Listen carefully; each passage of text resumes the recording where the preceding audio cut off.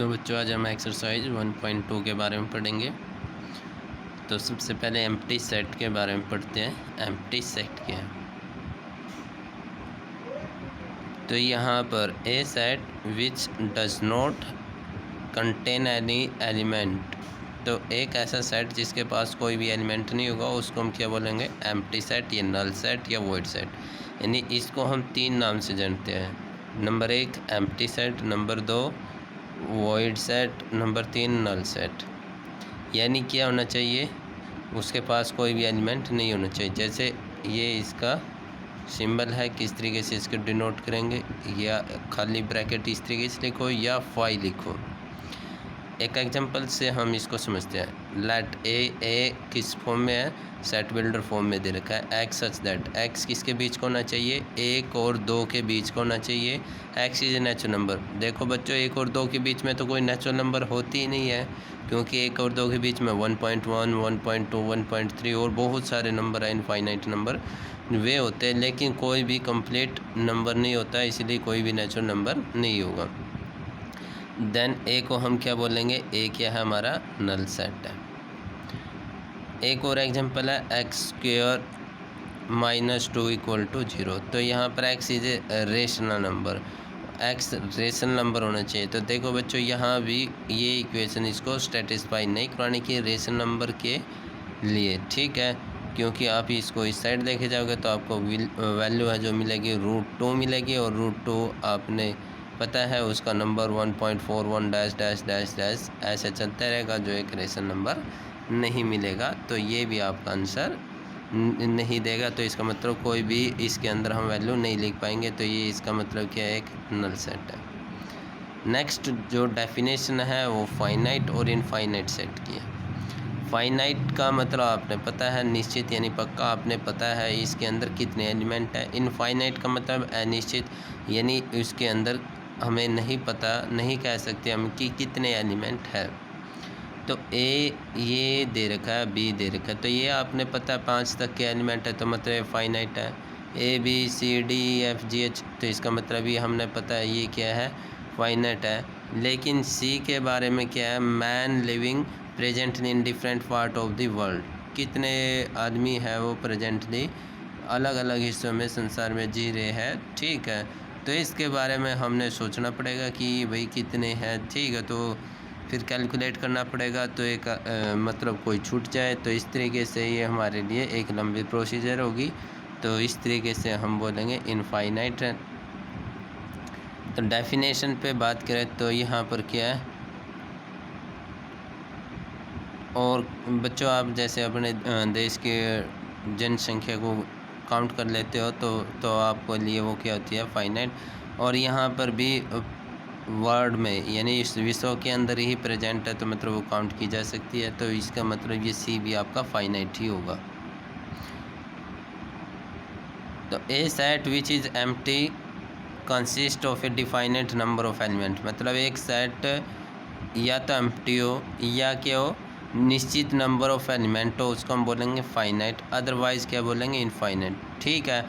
तो मतलब आप यहाँ से कुछ एग्जांपल है उनको पढ़ेंगे और समझेंगे फाइनाइट इनफाइनाइट क्या है। W क्या एक सेट है डेज ऑफ वीक, तो हमें पता है बच्चों ये क्या फाइनाइट, क्योंकि उसमें 7 दिन होते हैं। S क्या है? सेट सॉल्यूशन ऑफ इक्वेशन, इसकी वैल्यू भी हमने पता है ±4 रहेगी, तो फाइनाइट है। तो G क्या है? सेट ऑफ पॉइंट ऑनलाइन, तो ये G क्या हो जाएगी? इनफाइनाइट, क्योंकि आप एक लाइन पे बहुत कितने भी पॉइंट ले सकते हो, ठीक। तो इस तरीके से तो फोर्थ डेफिनेशन यहाँ पर लिखा गया है कि ऑल इनफाइनाइट सेट को हम रोस्टर फॉर्म में डिस्क्राइब नहीं कर सकते। For example set of real number है, उसको हम नहीं लिख सकते। इक्वल सेट, तो ये हमारी लास्ट डेफिनेशन है इस चैप्टर के लिए। Equal set, two set A and B are set to be equal if every element A, यानी A का प्रत्येक एलिमेंट वो B का एलिमेंट भी होना चाहिए। तो if every element B is also element of A, और B का प्रत्येक एलिमेंट A का एलिमेंट होना चाहिए, तब A और B को हम क्या बोलेंगे? इक्वल। कहने का मतलब ये है जो A में है वो B में होना चाहिए, जो B में है वो A में होना चाहिए, और उतने ही नंबर एलिमेंट होने चाहिए, तब उसको हम बोलेंगे इक्वल सेट। तो यहाँ पर ये लिखा है two set are set A and B are set to be equal if they have exactly same element, मतलब इसमें 4 है तो इसमें भी 4 है। उसके बाद फिर एलिमेंटों की बात करते हैं, 1 है तो इसमें भी 1 होना चाहिए, इसमें 4 है तो इसमें भी 4 होना चाहिए, 3 है तो 3, 2 है तो 2। आगे पीछे लिखा जाए इसका कोई मायने नहीं है कि ये आगे लिखा है पीछे, ठीक है, लेकिन होने चाहिए कंप्लीट नंबर। तो इस तरीके से बच्चों ये थी हमारी इक्वल सेट की बात। अब हम एक्सरसाइज के क्वेश्चन करेंगे। यहाँ पर which of the following are example of null set, तो आपने बताना है कि इनमें से कौन सा एग्जाम्पल है नल सेट का। तो आपके पास सबसे पहले क्या गिवन है, यहाँ पर आपके पास गिवन है set of odd natural number divisible by 2। तो सेट है ऑड नंबर जो डिविजिबल किसके साथ है, 2 के साथ। तो ये आपको बताना है कि ये नल सेट है या नहीं है, ठीक है। तो सिंपल बात, पहली यहाँ पर पूछा है set of odd natural number, तो ऑड नेचुरल नंबर तो 2 से भाग नहीं होते बच्चों, ठीक है। तो ये क्या हमारा एक नल सेट है, it is a null set because, क्यों है बच्चों, क्योंकि यहाँ पर आपने पता है नो ऑड नंबर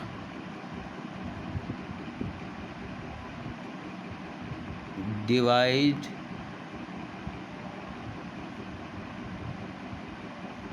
बाई 2, ठीक है। तो इसीलिए क्या है नल सेट है। अब इसका second part, set of even prime number, तो बिल्कुल ये क्या है, it is a not null set, ये नॉट नल सेट है।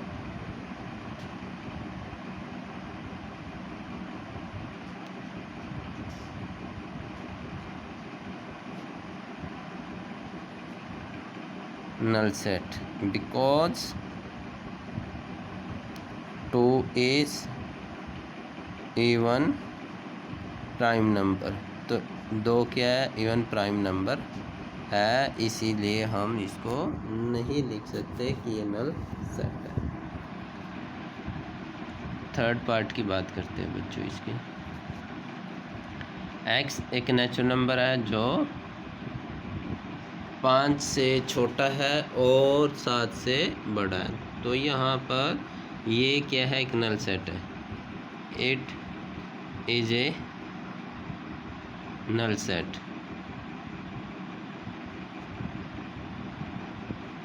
तो नल सेट क्यों है बच्चों, क्योंकि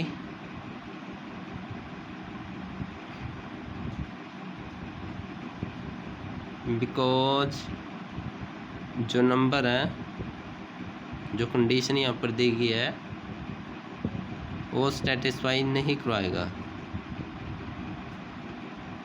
यानी एक ही दम एक ही बार वो 5 से भी छोटा हो जाए और 7 से भी बड़ा हो जाए, तो ऐसा नंबर एक साथ आपको मिल सकता है क्या, आप ही सोचें।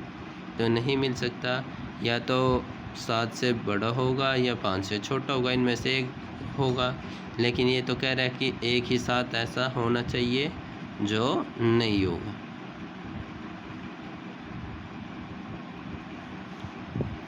नंबर 4 की बात कर लेते हैं। y क्या है, पॉइंट है common to any parallel line, 2 parallel line के बीच में, तो ये भी क्या है, एक नल सेट है कोई, तो yes it is a null set, क्योंकि आपका ऐसा कोई पॉइंट नहीं, it is a null set because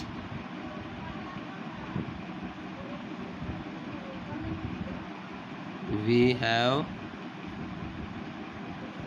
no common point, क्योंकि हमें कोई कॉमन पॉइंट नहीं मिलने का बिटवीन 2 पैरेलल लाइंस। तो दो पैरेलल लाइंस बच्चों इस तरीके से होती है, तो उनके बीच में कॉमन पॉइंट कैसे मिलेगा? यदि मिलना तो इसको आपस में कैंसिल करते हैं। क्वेश्चन नंबर 2, यहाँ पर आपने फाइनाइट और इनफाइनाइट के बारे में बताना है। तो पहला पार्ट है set of month of year. तो सेट मंथ ऑफ ईयर में क्या है, ये आपने पता है this is a finite set. अब जनवरी से लेकर फरवरी, मार्च, अप्रैल, ठीक है, तो मई, जून, जुलाई, अगस्त, सितंबर, अक्टूबर, नवंबर, दिसंबर, ये सभी मंथ नेम लिखोगे तो इसका मतलब क्या बन जाएगा? Finite set. आपने इतना ही लिखना है, इसमें फाइनाइट सेट है। सेकंड पार्ट के अंदर है 1 2 3 डैश डैश डैश। तो यहाँ पर डैश है तो इसका मतलब क्या है? यहाँ पर ये कंप्लीट नहीं है, तो इसका मतलब क्या है? कंप्लीट नहीं है, तो infinite set. Number 3 part 1 2 3 dash dash dash 99/100। तो यहाँ पर लास्ट वैल्यू पता हमने, स्टार्टिंग पॉइंट पता हमने, तो इसका मतलब ये क्या हुआ? Finite set. यहाँ पर हमने लास्ट पॉइंट नहीं पता था, इसीलिए क्या था? इनफाइनाइट। यदि हमने लास्ट बाउंड्री पता है तो वो क्या हो जाएगा? Finite set of positive integer greater than 100।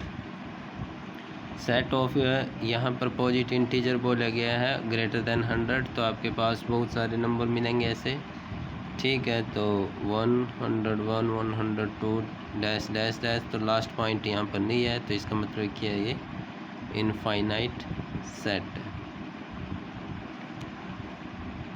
Number 5 की बात करें तो यहाँ पर क्या बोला गया? Set of prime number less than 99। तो प्राइम नंबर है और लेस देन 99, तो इसका मतलब क्या है? फाइनाइट है, क्योंकि लास्ट बाउंड्री हमें पता है और शुरुआती बाउंड्री भी आपको पता है, तो फाइनाइट सेट। Thank you.